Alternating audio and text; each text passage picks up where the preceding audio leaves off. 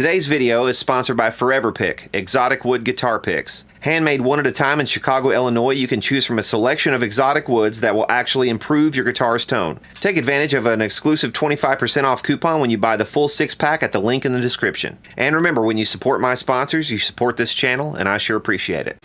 Hey y'all, it's Shitpost Friday. Hello good people, Brad the Guitologist here. It's time for Shitpost Friday. I want to dedicate this Shitpost Friday to the late, great Burt Reynolds. A true man's man, also a true ladies' man.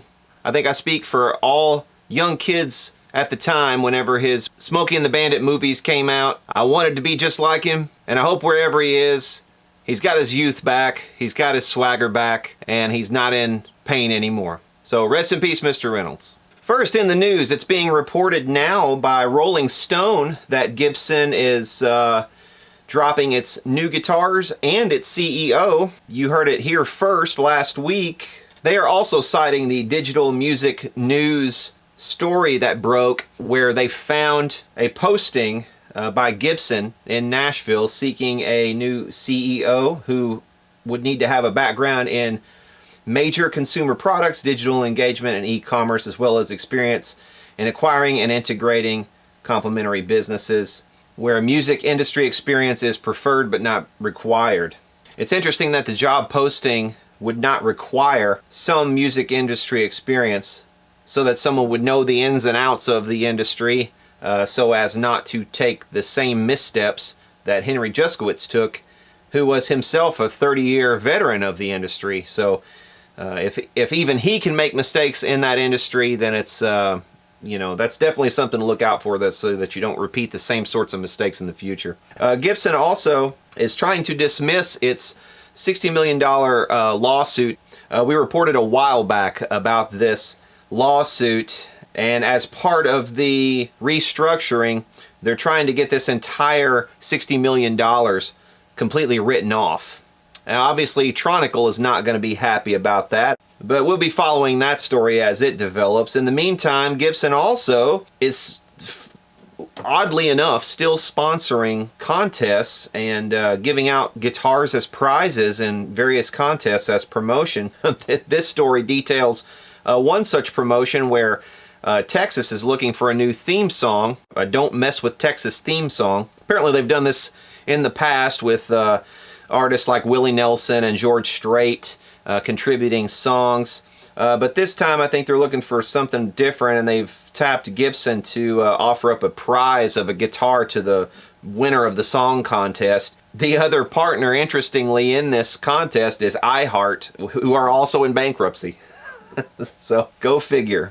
And from worst to first, we've got Martin over here on the other end of the spectrum, who have become the first musical instrument maker, they claim, to receive B Corp status. Now, I kind of didn't know what B Corp status even meant, so I sort of looked it up, but it's a kind of promoted sort of by the Tree Hugger set to promote business practices that put the planet and the environment ahead of, you know, making money. Martin has pleased these people, so they've bestowed upon Martin this, this accolade. Some of the examples of how they've been awarded this accolade: they built an $8 million central hot chilled water plant at their Nazareth, Pennsylvania facility. The plant helped the company cut its electric usage by 46% and natural gas usage by 20%.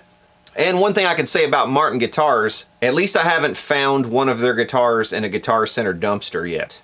And while we're still sort of on the subject of Gibson, they did unleash their new 2019 lineup this past week. It looks very similar to the sorts of things that they've put out all along. I do not see a modern Flying V anywhere in here. I see the old school Flying V. I see a Firebird. On the acoustic side, it looks like they have a Hummingbird here with a cutaway. They've got a J45 Studio, a SJ200 on acoustic. They've got a couple of semi-hollow offerings. Of course, they still have a Les Paul lineup. They do have a couple of non-standard finishes like Blueberry Burst, which I happen to like personally. I think it looks good on a guitar. They also have a Les Paul High Performance model. Of course, still they'll carry a SG in the Tribute, Standard, and high performance. So it looks to me like that's what they're doing. They have each of their standard models, and they're carrying a tribute version, which is the low end, a standard, and then a high performance, with the exception of possibly of the Les Paul here, which looks like they have the traditional and classic also, and studio. Still have a Les Paul Jr. I mean, really going down the line here, everything looks pretty much the same. Now it does look like they've got some electronics that they're installing in their instruments now. In addition to the 4 push-pull pots, we have a dip switch on the inside of the guitar with all the different possible combinations. It's over 500 different possible selections with the 4 push-pulls, the 5-position dip switch, and the 3-position toggle switch. They're also doing a cutaway on the back of the neck. You can kind of see it right here, and that is going to allow you greater access, you know, on the higher frets, which that's something I applaud. And that's definitely a good way to relieve a little bit of weight also, if that was the goal. Apparently they also have a belly scallop now on the thing too, although it's kind of hard to see in this photograph. The literature does say it has one. Now I will say this, these are the sorts of changes and little tweaks that Gibson should have been making all along. You know, putting things like robo-tuners as a standard issue equipment on a traditional model like a Les Paul is just a retarded thing to do. But these sorts of changes, to me, they don't change the feel in any negative way. It's definitely a positive experience. If your hand can go all the way up the neck further than normal, that's, you know, it's got to be a positive playing experience. I haven't picked one up yet. Also, if it's relieved for the belly, that's a good thing for aging musicians such as myself who don't exercise. So yeah, overall I would say probably going in the right direction, although I'll reserve judgment until I can actually pick one up. Maybe that's something we'll do one of these days. I'll surprise my local Guitar Center employees with an appearance. Maybe take a GoPro in there and see if we can get some film before they kick me out. You know what's really interesting though, and this is something that I noticed when I went to Gibson's website. If you look at their big banner, their big, you know, oh, the new 2019 models are here banner on their website. What's the thing that you notice here besides the guitars? That's right, there is a vintage Gibson amplifier right there in the middle of them, in dead center of the whole shot. It's almost the focal point of the shot, if you ask me.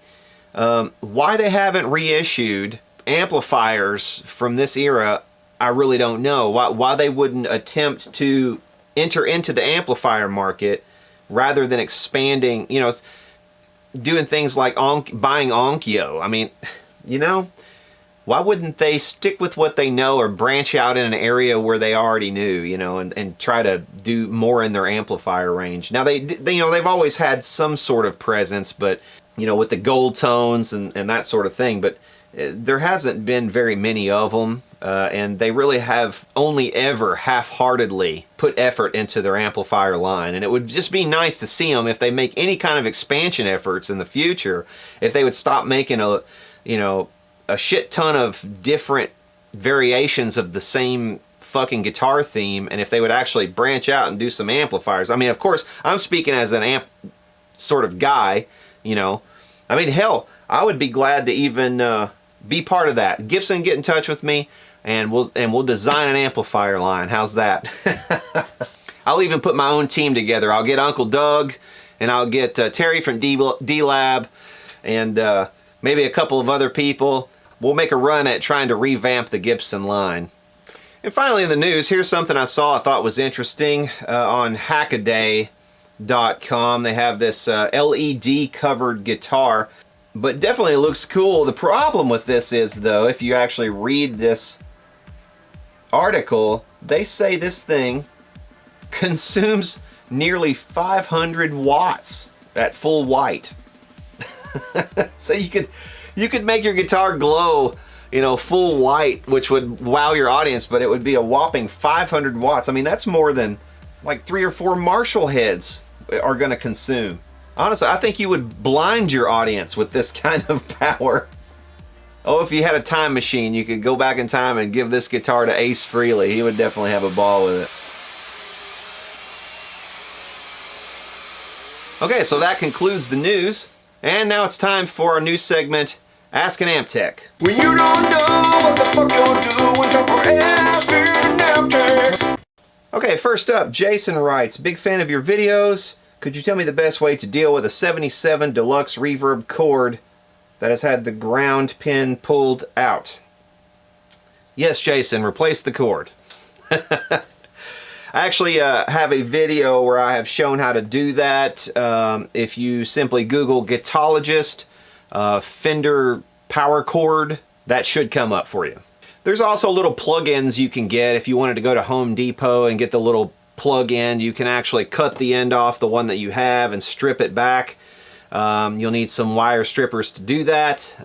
Strip your leads, and then you can solder the leads onto a new plug end, but I seriously recommend just replacing the whole cord.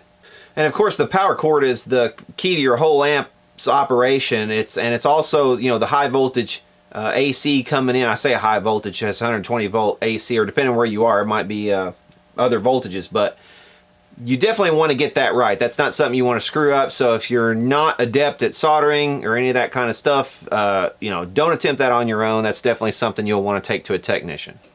Okay, Andrew sends in this photograph and he writes, I just bought an old tube tester. I opened it up because the power cord is rotten, so I plan on swapping it out. While I was in there, I noticed a big old electrolytic cap.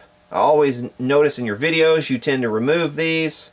Do you think this could need replaced in this application? Well, let's get a closer look at it. Well, the big brown cap that you're referring to, if it's the one that's in the middle of your photo right there, that looks to me like maybe it's an old Mallory capacitor, like the type you see in old Fenders. And yes, I would definitely recommend you replace that, because most of the time those are bad. As a matter of fact, any old capacitors, in any piece of test equipment especially, you want slim tolerances, as slim a tolerance as possible on all your components, and you want them to be up to date. So anything that's questionable in any capacity inside this piece of test equipment, you want to go ahead and replace it. If you have an amplifier and all the components are drifted and off spec, that's one thing, and it's probably fine, and the amplifier may perform even better than it did originally. But in a piece of test equipment, you want everything to be really tight tolerance so that you know exactly what you're looking at. Okay, Steven writes, hey Brad, love your videos. Seriously, I really get a lot out of them. Well, thanks Steven, I appreciate that, man. I have an EVH 5153 50 watt amp I got used. For whatever reason, maybe during shipping, it arrived without a fuse and fuse cap. Well, first of all, if you bought this thing on eBay or something like that, I would be contacting the owner and figuring out why you didn't get a fuse and a fuse cap. But on to your question, you're asking, will any screw-on cap fit for this? Well, I don't know exactly what fuse holders they put on the 5150 version 3. There are several different types of fuse holder out there, but the most common two types that you'll usually see on most equipment will either have this type of end, and you can see there's a little indentation here and an indentation up top, and it takes this kind of end where you have these little flares, and those fit in so that you push in and then twist. And then the other type, like this, is a screw type, and that you can look down inside there and you can see threads, and of course you'll see threads on the end as well. So this one just threads in just like a screw. So those are the two types that you generally see. You'll also see some that are actually recessed into the fuse holder, and they are flush. And you'll see those on a lot of modern equipment, and that may be what you have on yours. You may have a screw type, but it may be flush mounted in there. So that's something you probably will want to contact PV about. So call their customer service, find out what they actually put on their 5150 version 3, and they should be able to point you in the right direction. Most of these companies Most of the questions I get about amplifiers like this, it would just take a simple call to the customer service for that particular company and they should be able to tell you. And if for whatever reason you can't find the appropriate fuse holder or the appropriate fuse end, you may have to replace the entire holder, and that's not going to cost you, you know, as far as the part goes, that's not going to cost you more than $1 or $2. Okay, and here Garrett writes, "Hey man, big fan of the channel. I appreciate that, Garrett. I'm from Eastern Kentucky, so I head to Louisville quite a bit for shows and whatnot." That's a regional thing. We Kentuckians say and whatnot. Anyway, I had a question about my amp that I was hoping you could just shut down on me. No, we don't say that generally. I'm not sure what that means. What are you smoking there, Garrett? I was playing and it went completely dead. So you've got an Egnator Renegade.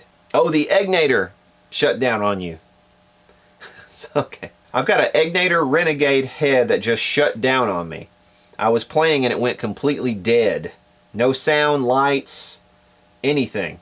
This head has EL34s and 6L6s, and you can blend between them with a knob. I noticed that a couple of weeks ago when I was playing the 6L6s, the volume would fluctuate. I immediately thought the tubes were going bad, so I just played on the EL34s and was going to buy some new tubes eventually. Then a couple days ago, the reverb stopped working while I was playing. I was ready to pack it up and find someone local to take a look at it, but the next day I turned it on and the reverb was working just fine. And now it completely shut down on me. After pondering over it a little while, I'm guessing the problem is in the power transformer going bad. Well, no, usually power transformers don't start going bad. Unless it's just taking a lightning strike or a severe spike or something like that. Power transformers are either A or B, generally. They're either good or bad. Sometimes you will get a power transformer like on something old, you know, if the windings are beginning to lose their lacquer coating and there's, you know, they're starting to spark or jump between the windings. You know, sometimes you'll get little intermittent things on old transformers, but generally on new transformers, the lacquer coating in the transformer is not that old, and you generally don't have these types of problems associated with, you know, rot and breakdown from age. So it's probably something else, and if I were you, I would just check your board for loose solder joints. You probably have a cold solder joint or a loose solder joint on the bottom of your board, probably in the power section, pretty close to the front of the power section. It might be something, you know, around the thermistor. Usually the power sections on modern amplifiers will have a little thermistor in there. You'll also have a couple of terminals leading to and from fuses and things like that. So I would trace out all of the secondary power supply stuff because it's probably right there on the board somewhere. And if you get in there with a magnifying glass and you really look at it, you will probably find it. And you know, worst comes to worst, get in there with your soldering iron and just hit it with some good leaded solder on all of these solder joints and make sure that they're nice and done well. And you probably will eventually run across it. Just start flowing solder and eventually you'll get it. But that's probably what it is. I would say it's probably a failure due to heat. The reason everything is so intermittent is because as the amp heats up, the board's expanding, all sorts of things are, you know, getting further away from one another, and lots of problems can rear their ugly heads whenever you've had an amp on for a while that don't rear their heads when the amp has only been on for a little bit because it's cool.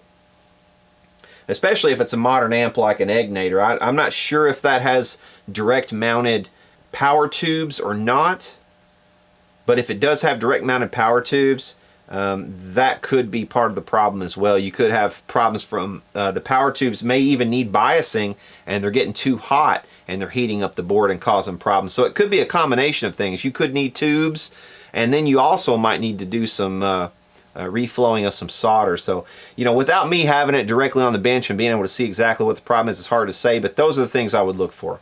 Okay, that is all for Ask an Amp Tech. When you don't know what the fuck you're doing, jump or ask an amp tech. All right, guys, that's pretty much going to conclude this week's Shitpost Friday. I don't have a lot of time to do a lot of extra stuff. However, I do have several videos that are in various stages of completion. I've got some exciting ones coming up. Also, last week's Guitar of the Week has been finished up, and I'll have a video in the works of that on this as well, which you can check out over on channel 2.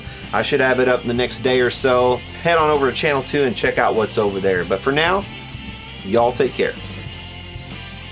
And when we heard music coming from the bar, we danced right here. And then, well, we always talked about we'd come back here someday. But we never did.